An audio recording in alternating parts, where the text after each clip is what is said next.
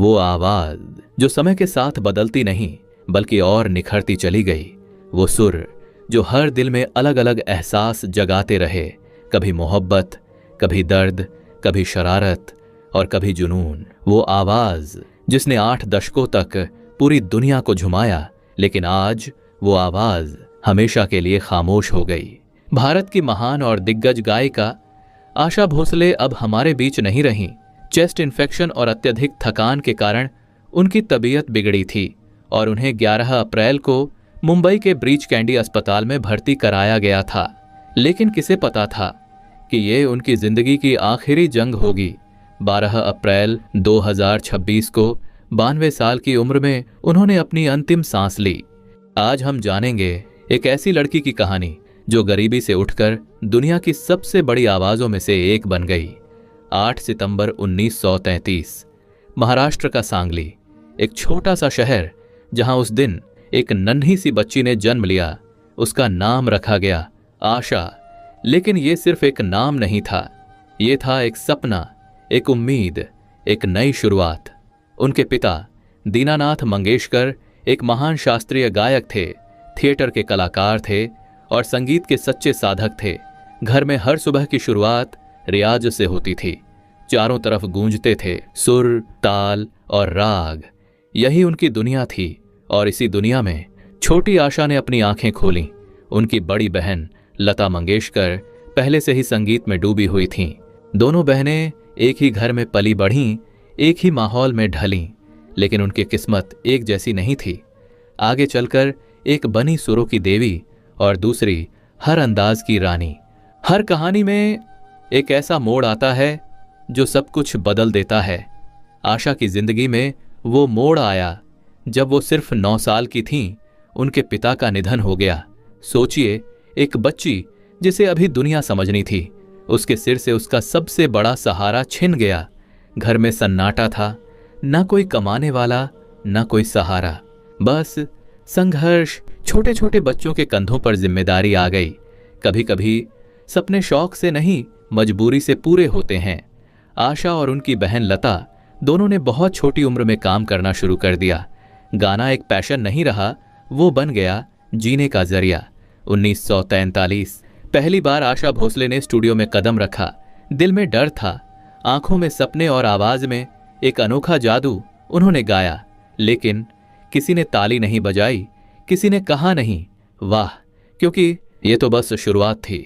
एक तरफ लता मंगेशकर तेजी से आगे बढ़ रही थीं। हर बड़ा म्यूजिक डायरेक्टर उनके साथ काम करना चाहता था और दूसरी तरफ आशा दर दर भटक रही थीं। छोटे गाने, बी ग्रेड फिल्में, कम पैसे और सबसे दर्दनाक चीज, बार बार रिजेक्शन। लोग कहते थे ये आवाज अलग है लेकिन काम की नहीं, इसमें वो बात नहीं है, ये नहीं चलेगी। सोचिए, अगर उस वक्त उन्होंने हार मान ली होती तो दुनिया उनकी आवाज से कभी मिल ही नहीं पाती। सिर्फ 16 साल की उम्र में ना समझ ना अनुभव, बस दिल की सुन ली और आशा ने घर वालों के खिलाफ जाकर शादी कर ली। गणपतराव भोसले से उन्हें लगा था ये प्यार है, ये उनका अपना घर होगा। लेकिन हकीकत बहुत अलग थी। घरेलू हिंसा, मानसिक अत्याचार, अपमान, हर दिन एक नए चोट, एक नई तकलीफ। वो आवाज जो दुनिया को खुश करने वाली थी, खुद दर्द में डूबी हुई थी। वो कहते हैं ना, जब इंसान पूरी तरह टूट जाता है तभी वो सबसे ज्यादा मजबूत बनता है। आशा भोसले की जिंदगी में भी एक ऐसा दौर आया जहां सब कुछ खत्म होता हुआ लग रहा था। शादी जो एक सपने की तरह शुरू हुई थी, अब एक डर बन चुकी थी। हर दिन ताने, हर रात आंसू और हर सुबह एक नई लड़ाई। आशा भोसले अब सिर्फ एक पत्नी नहीं थीं, वो एक माँ भी थीं। और जब एक माँ पर अपने बच्चों की जिम्मेदारी होती है तो वो हर दर्द सह लेती है, लेकिन एक सीमा तक। एक दिन आशा ने फैसला किया कि अब और नहीं।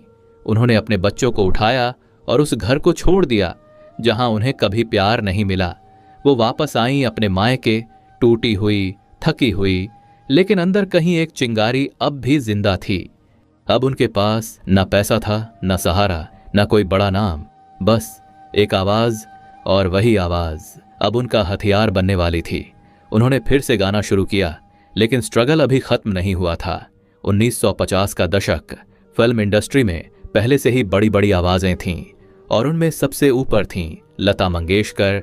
हर बड़ा गाना, हर बड़ा मौका उन्हीं के पास जाता था और आशा उन्हें मिलते थे छोटे गाने, कैबरे सॉन्ग या फिर ऐसे गाने जिन्हें कोई और गाना नहीं चाहता था। लोग कहते थे ये सेकंड चॉइस है, लेकिन कभी कभी सेकंड चॉइस ही इतिहास बना देती है। फिर उनकी जिंदगी में आए ओ पी नायर, एक ऐसा म्यूजिक डायरेक्टर जो अलग सोचता था। उसे वही आवाज पसंद थी जिसे दुनिया रिजेक्ट कर रही थी। उसने कहा इस आवाज में आग है और बस। यहीं से शुरू हुआ आशा भोसले का असली सफर। एक के बाद एक गाने आने लगे और लोग धीरे धीरे उस आवाज को पहचानने लगे। आइए मेहरबान, ये है रेशमी जुल्फों का अंधेरा। इन गानों में एक अलग अदा थी, एक अलग नशा था और एक ऐसी ऊर्जा जो पहले कभी नहीं सुनी गई थी। अब लोग कहने लगे ये कौन है, ये आवाज अलग है, ये तो कमाल है। जहां बाकी सिंगर्स एक ही स्टाइल में गाते थे, वहीं आशा हर गाने में बदल जाती थीं। कभी शरारती, कभी रोमांटिक, कभी दर्द भरी, तो कभी पूरी तरह बिंदास। यही उनकी सबसे बड़ी ताकत थी। वो सिर्फ गाती नहीं थीं, वो हर गाने को जीती थीं। समय बीता और फिर उनकी जिंदगी में आए R.D. बर्मन, एक जीनियस, एक म्यूजिक मैजिशियन और एक ऐसा इंसान जो आशा की आवाज को समझता था। दोनों की मुलाकात सिर्फ एक काम नहीं थी, वो एक कनेक्शन था, संगीत का, दिल का और किस्मत का। जब R.D. बर्मन और आशा भोसले साथ आए तो संगीत की दुनिया बदल गई। उन्होंने मिलकर दिद दम मारो दम, पिया तू अब तो आजा, चुरा लिया है तुमने, ये सिर्फ गाने नहीं थे, ये एक क्रांति थी। हर गाना एक नया एक्सपेरिमेंट, एक नई फीलिंग, एक नया स्टाइल। धीरे धीरे ये रिश्ता सिर्फ प्रोफेशनल नहीं रहा। दोनों एक दूसरे को समझने लगे, सपोर्ट करने लगे और फिर उन्होंने शादी कर ली। यह शादी उनकी जिंदगी का सबसे खूबसूरत चैप्टर बन गई। अब आशा भोसले सिर्फ बॉलीवुड की सिंगर नहीं थीं, वो बन चुकी थीं एक ग्लोबल आइकन। उन्होंने गाया हिंदी, मराठी, बंगाली, गुजराती, पंजाबी, अंग्रेजी और कई अन्य भाषाओं में 20 से ज्यादा भाषाएं, और हर भाषा में वही जादू। 12,000 से ज्यादा गाने। सोचिए, एक इंसान, इतनी आवाजें, इतनी भावनाएं, इतनी कहानियां। उन्हें मिला ग्रैमी नॉमिनेशंस और गिनीज वर्ल्ड रिकॉर्ड्स में नाम, और सबसे बड़ा अवार्ड, लोगों का प्यार। कभी जिस लड़की को कहा गया था ये आवाज नहीं चलेगी, आज उसी आवाज के बिना फिल्में अधूरी लगने लगी थीं। आशा भोसले अब सिर्फ एक सिंगर नहीं थीं, वो बन चुकी थीं एक एहसास, एक स्टाइल, एक ट्रेंड। अगर कोई एक चीज आशा भोसले को सबसे अलग बनाती थी तो वो थी उनकी वर्सेटिलिटी। जहां बाकी सिंगर्स एक इमेज में बंध जाते थे, वहीं आशा हर गाने में बदल जाती थीं। कभी मोहब्बत की नरमी, कभी दर्द की गहराई, कभी मस्ती की चंचलता, तो कभी जुनून की आग। वो सिर्फ गाना नहीं गाती थीं, वो हर गाने को जीती थीं।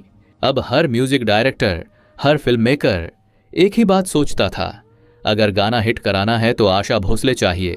और फिर एक के बाद एक इतिहास बनता गया। दम मारो दम, पिया तू अब तो आजा, चुरा लिया है तुमने। इन गानों ने युवाओं के दिलों में आग लगा दी। उस दौर में जहां ज्यादातर गाने सीधे सादे और पारंपरिक होते थे, वहीं आशा भोसले ने गानों में एक नया रंग भरा, बोल्डनेस, एनर्जी और एटीट्यूड। उनकी आवाज में एक शरारत थी, एक नशा था और एक ऐसी आजादी जो उस समय नई थी। जब R.D. बर्मन और आशा भोसले साथ होते थे तो स्टूडियो एक प्रयोगशाला बन जाता था, जहां हर गाना कुछ नया लेकर आता था।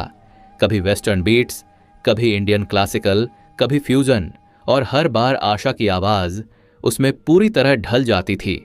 उनका रिश्ता सिर्फ पति पत्नी का नहीं था, वो थे दो कलाकार जो एक दूसरे को पूरा करते थे। जब भी R.D. बर्मन कोई नया म्यूजिक बनाते, उन्हें पता होता इसको आवाज कौन देगा, और जब आशा गाती तो वो सिर्फ सुर नहीं होता था, वो एक कहानी होती थी। धीरे धीरे भारत की सीमाएं छोटी पड़ने लगीं और आशा भोसले की आवाज दुनिया भर में गूंजने लगी। उन्होंने 20 से ज्यादा भाषाओं में गाना गाया, हजारों गाने, हर शैली में, पॉप, गजल, कव्वाली, फोक, क्लासिकल। ऐसा कोई स्टाइल नहीं था जिसमें उन्होंने खुद को साबित न किया हो। उनकी उपलब्धियों की गिनती करना लगभग नामुमकिन है। दादा साहेब फाल्के पुरस्कार, पद्म विभूषण, कई फिल्म फेयर अवार्ड्स। लेकिन इन सब के बावजूद अगर आप उनसे पूछते आपकी सबसे बड़ी उपलब्धि क्या है, तो शायद वो कहती, लोगों का प्यार।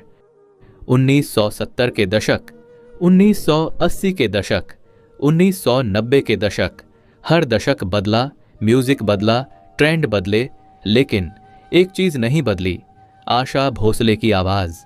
हर नए दौर में उन्होंने खुद को ढाला और फिर से टॉप पर पहुंच गईं।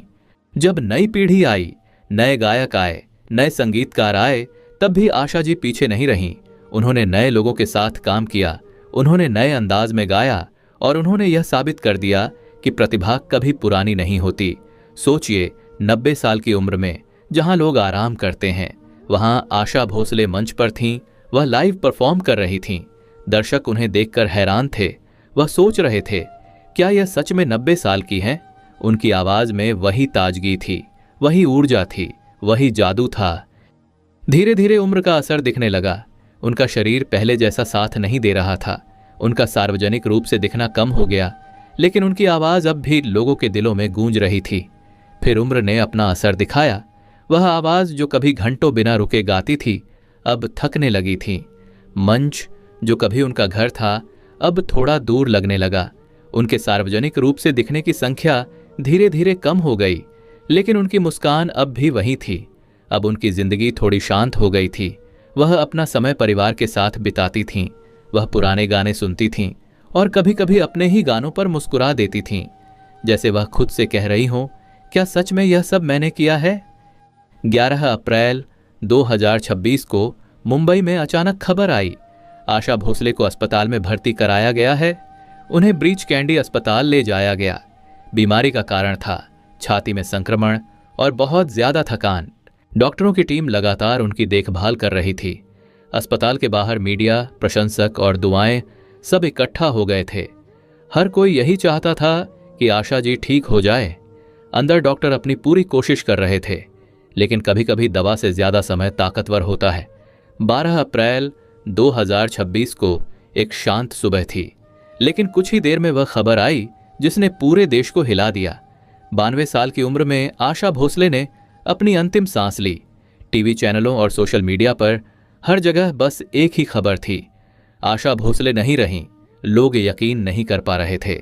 उनके बेटे आनंद भोसले ने इस खबर की पुष्टि की।